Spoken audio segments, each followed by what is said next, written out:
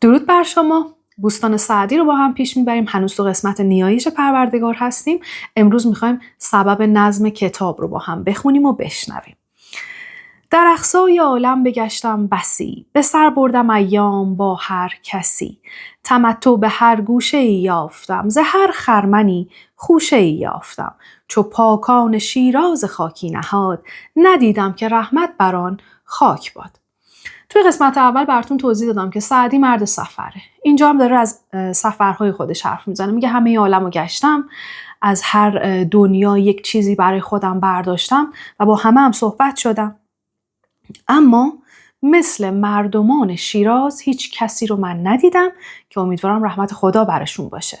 تولای مردان این پاک بوم، برانگیختم خاطر از شام و روم. میگه انقدر دوستی مردم شیراز زیاد بود که خاطر من رو از شام و روم هم کشید به سمت خودش. اون دوتا شهر رو من ول کردم به خاطر شیراز. دریغ آمدم زان همه بوستان، تهی دست رفتن بر دوستان. با خودم گفتم که دست خالی نرم اینجا به سمت شیراز. به دل گفتم از مصر قند آورند، بر دوستان ارمغانی برند. قدیما اینطوری بود که قند مصر خیلی معروف بود. اگه از مصر برمیگشتن شهر خودشون حتما قند از مصر می آوردن.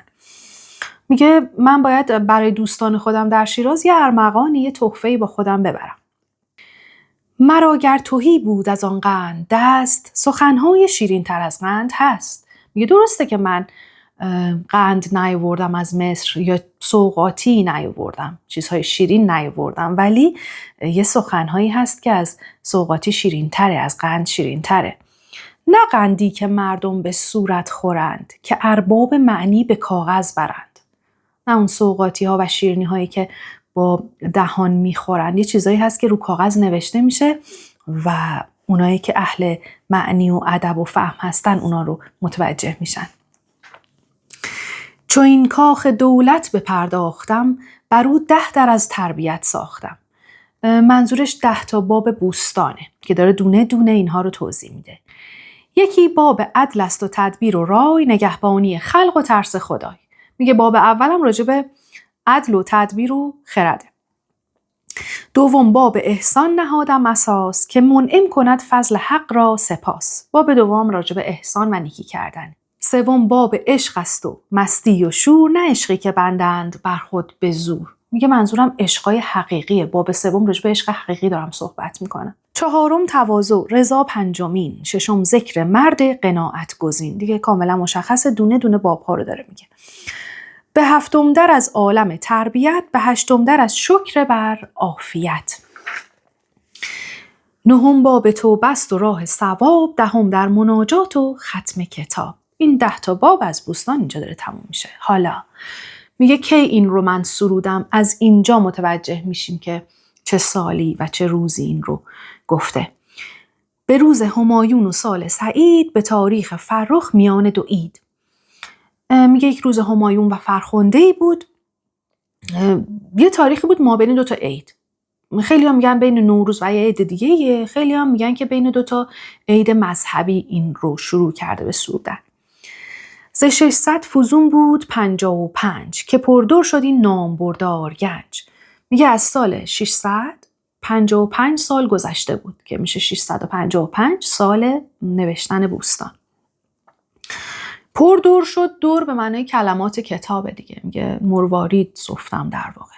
بمانده است با دامنی گوهرم، هنوز از خجالت به زانو سرم. که در بحر لولو صدف نیز هست، درخت بلند است و در باغ پست.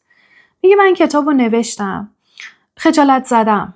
میگه که توی یک دریای پر از مروارید و لولو صدف بیارزش هم هست. اگه توی باغم قدم بزنی درخت بلند هست، درخت کوتاه هم هست. داره میگه که بوستان من هم، کتاب منم فارغ از این چیزا نیست. ممکنه یه جاهای خوب باشه، یه جاهایش مثلا پست‌تر و کمینه تر. الا ای خردمند پاکیزه خوی، خردمند نشنیدم عیب جوی.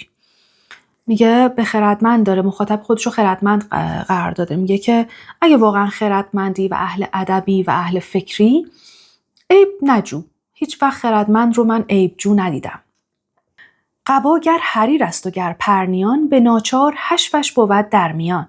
میگه تو یک لباس بلند هم ببینی که از پرنیان و حریر باشه که 2 پارچه بسیار معروف و گرانبها هستن، 8 پارچه ارزون قیمته، اون پارچه‌ای که داخل کار استفاده میشه مثل آستریای خودمون. میگه توی اون لباس بسیار گران قیمت هم حشو هم هست، پارچه‌های ارزون قیمت هم هست. تو گر پرنیانی نیابی مجوش، کرم کار فرما و حشوش بپوش.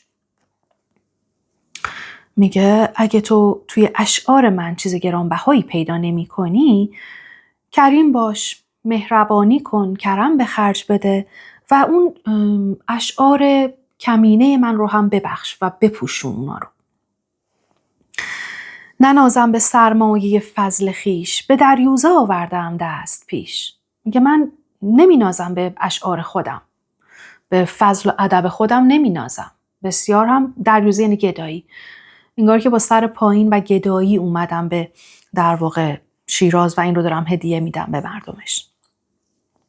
شنیدم که در روز امید و بیم، بدان رو به نیکان ببخشد کریم. میگه من این رو شنیدم که روز بیم و امید همون قیامته. خداوند بدها رو به خاطر خوبها میبخشه. تو نیز ار بدی بینیم در سخن، به خلق جهان آفرین کار کن. میگه اگه تو هم اشعاری میبینی که باب دلت نیست و یک مقدار ارزششون پایین تره، به رفتار خداوند کار کن، یعنی اون بدا رو به خوبا ببخش. چو بیتی پسند آیدد از 1000، به مردی که دست از تعنت بدار. میگه حتی اگه یه دونه بیت خوشت اومد از این 1000 بیتی که من گفتم، جوانمردی کن و تعنت یا تعنت هر دو رو من دیدم به معنای خردگیریه. میگه خورده نگیر، ایراد نگیر، حتی اگه از یه بیت خوشت اومده. همانا که در فارس انشای من، چو مشک است بی قیمت اندر ختن. ختن یه سرزمینی که آهوهاش خیلی معروفن به خاطر اون مشکشون و نافشون که بسیار خوشبوه. میگه شعر من در سرزمین فارس انگار که من مشک رو ببرم به ختن که خودش پر از مشک و نافه آهوه، همون زیر به کرمان بردنه. چو بانگ دهل هولم از دور بود، به غیبت درم عیب مستور بود. میگه که صدای دهل از دور میاد و ترسناک، ترس رو ایجاد میکنه، به هول و ولا میندازه آدمو، ولی وقتی نزدیکش میشی میبینی که صدای یه پوست تو خالیه. میگه اونجایی که من بودم عیب من مستور بود. مستور یعنی پوشیده. جایی که من بودم خیلی اهل ادب و اینا نبودن، به خاطر همین عیب من مشخص نمیشد. چو خرما به شیرینی اندوده پوست، چو بازش کنی استخوانی در اوست. میگه خرمایی که به این شیرینیه وقتی بازش میکنی یه هسته توشه. میخواد بگه بد و خوب در کنار همه. گل آورد سعدی سوی بوستان، به شوخی و فلفل به هندوستان. میگه من تو جایی که خودش پر از گل و بوستانه، من یک گل دیگه‌ای به اضافه کردم. واقعا انگار که دارم شوخی میکنم با این جماعت، خودشون اهل شعر و ادبن، من یک کتاب شعر براشون آوردم. انگار که فلفل رو دارم میبرم به هندوستان خب خودش پر از فلفل دیگه، همون کنایه زیر به کرمان بردنه در واقع. خب اشعار بسیار شیرینی بود، امیدوارم که خوشتون اومده باشه. امیدوارم از این ویدیو خوشتون اومده باشه. در ضمن اگه دوست دارید تو همه کتابای من همراه من باشید، لایک و سابسکرایب یادتون نره و میتونید تو قسمت کامنت برای من کتابایی که دوست دارید با هم بخونیم رو بنویسید.